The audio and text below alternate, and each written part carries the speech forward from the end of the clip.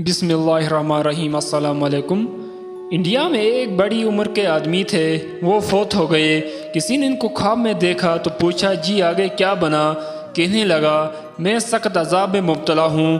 उसने पूछा, वजह क्या बनी? कहने लगे, एक मर्तबा हिंदुओं की होली थी और वो एक दूसरे पर रंग डालते फिर रहे थे।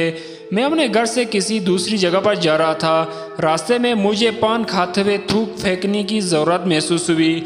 उस वक़्त मुझे अपने सामने एक गधा नज़र आया। मेरी तबीयत में कुछ ऐसी बात पैदा हुई कि मैंने ये कह दिया, अरे गधे, तुझे किसी ने नहीं रंगा, आह मैं तुझे रंग देता हूँ। ये कहकर मैंने अपनी पान वाली थूक गधे पर फेंक दी। अल्लाह ताला ने मेरे समल पर पकड़ लिया कि तुमने काफिरों के अमल के साथ मुशाबियत इख्तियार की, चुनांचे इसने मुझे मेरी कब्र को जहन्नम का गड़ा बना दिया गया। दोस्तों, अगर आप लोगों को ये वाक़या पसंद आए, प्लीज़ मेरे चैनल को सब्सक्राइब करें और वीडियो को लाइक ज़रूर करें। शुक्रिया।